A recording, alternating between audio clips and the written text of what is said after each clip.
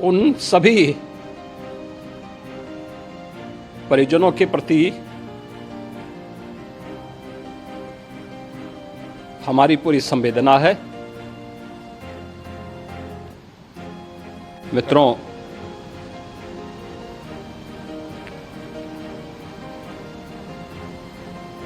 महाकुंभ प्रयागराज का आज मौनी अमावस्या का मुख्य स्नान है और कल सायंकाल 7 बजे से ही काफ़ी बड़ी संख्या में श्रद्धालुजन प्रयागराज पहुंच करके स्नान भी कर रहे थे और काफ़ी बड़ी संख्या में श्रद्धालुजन ब्रह्म मुहूर्त का भी इंतजार कर रहे थे। एक दुर्भाग्यपूर्ण हादसा इसी दौरान अखाड़ा मार्ग पर संगम के तट पर हुआ, जिसमें 90 से ज़्यादा लोग गंभीर रूप से या सामान्य रूप से घायल हुए। यह हादसा भारी भीड़ के द्वारा अखाड़ा मार्ग के बैरिकेडिंग्स को तोड़ने और उसके बाद उससे कूद करके जाने के कारण वहाँ पर हुआ है, जिसमें 30 के आसपास लोगों की दुखद मृत्यु हुई है। 36 घायलों का प्रयागराज में उपचार चल रहा है। शेष घायलों को उनके परिवार के सदस्य लेकर के चले गए हैं। घटना दुखद है, मर्माहत करने वाला है।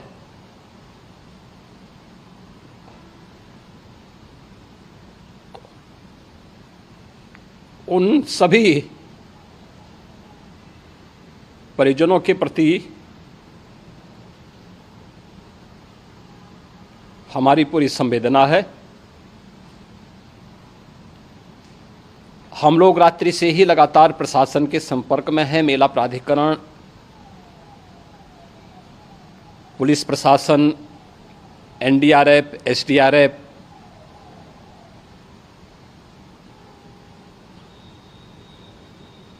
और भी अन्य जितने भी व्यवस्थाएं हो सकती थी उन सबको वहां पर तैनात किया गया है। परिणाम उसी का है कि हादसे के कुछ ही देर के बाद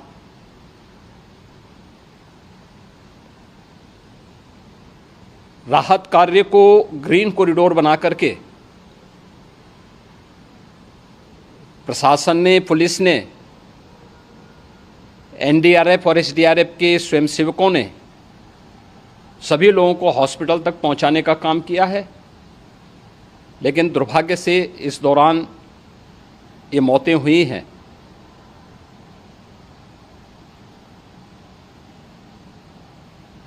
स्वाभाविक रूप से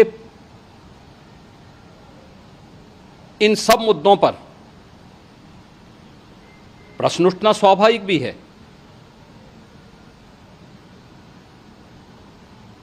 उपचार के बाद बहुत सारे लोग अपने परिवारजनों के साथ जा चुके हैं, उनके परिवार के लोग ले जा चुके हैं। जो बाकी बच्चे हैं उनका उपचार चल रहा है।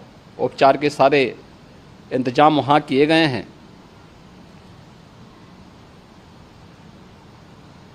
प्रेशर मौनी अमावस्या का ये मुख्य स्नान है महाकुंभ का, और बहुत ज़्यादा प्रेशर प्रयागराज में होने के कारण सभी प्रकार के मार्ग भी चौक थे। रात्रि से ही प्रशासन उन मार्गों को खुलवाने और स्थिति को सामान्य करने के लिए पूरी तत्परता के साथ लगा भी रहा।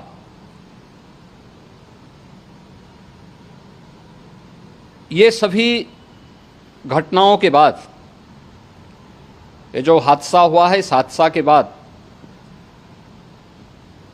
वहाँ पर अखाड़ों ने जो आज अमृत स्नान ब्रह्म मुहूर्त में 4 बजे से प्रारंभ होना था, मेला प्राधिकरण के अनुरोध पर उन्होंने स्थगित किया था। अपराह्न में अमृत स्नान प्रारंभ हुआ, जिसमें सभी अखाड़ों ने और अन्य जो सहयोगी संस्थाएं हैं उन लोगों ने इसमें भाग लिया।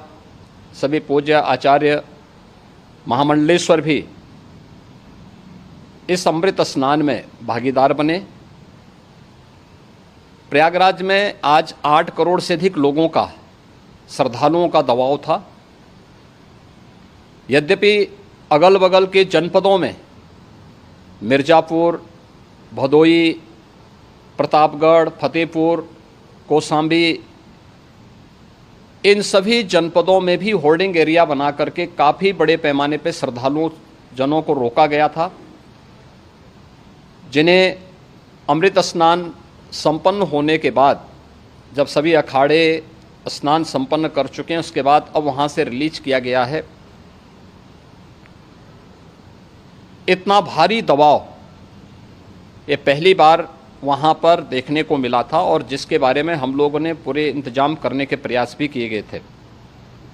रेलवे स्टेशनों पर, चाहे वह झूसी हो, चाहे वह प्रयागराज सिटी हो, प्रयागराज हो, फाफामऊ हो, उन सभी पर लगातार दबाव बना रहा। रेलवे ने भी इस दौरान वहाँ के दबाव को ध्यान में रखते हुए मेला स्पेशल चलाई।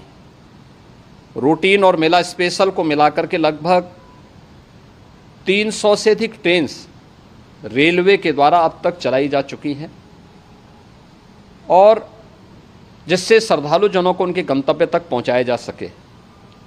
उत्तर प्रदेश परिवहन निगम ने भी अपनी 8000 से अधिक बसेज श्रद्धालु जनों को उनके गंतव्य तक पहुंचाने के लिए लगाया हुआ है, और जिससे उन सबको सुरक्षित उनके घरों तक पहुंचाया जा सके। दिन भर स्मूथली, बहुत ही सुगमता के साथ पूरा स्नान इसके बाद हुआ है, जिसमें पूज्य शंकराचार्य, आचार्य महामंडलेश्वर, वरिष्ठ संतजन और सभी अखाड़ों ने इसमें पूरा सहयोग भी किया और पूरे कार्यक्रम को सकुशल संपन्न करने में अपना योगदान भी दिया है। ये सभी घटनाएं मर्माहत करने वाली भी हैं और एक सबक भी है, लेकिन हादसे के तह में भी जाने की आवश्यकता है, और इसी दिशा से सरकार ने भी तय किया है कि हम इसकी एक जुडिशियल इंक्वायरी भी करेंगे, क्योंकि कई बार रिव्यू होने के बाद स्थानीय स्तर पर हर प्रकार की सतर्कता के बाद आखिर कहाँ से ऐसे हादसे फिर भी होते हैं और हुए हैं। इसके लिए हम लोगों ने न्यायमूर्ति हर्ष कुमार के नेतृत्व में पूर्व डीजी श्री वीके गुप्ता और retired IAS Shri DK Singh, इन 3 सदस्यीय जुडिशियल कमीशन को भी इसके लिए गठित किया जा रहा है। इन सभी अन्य कार्यों के साथ साथ हम लोगों ने वहाँ की पूरी घटना पर आज पूरे दिन भर एक एक घटना को लेकर के मुख्यमंत्री का जो कंट्रोल रूम था, उस कंट्रोल रूम से भी,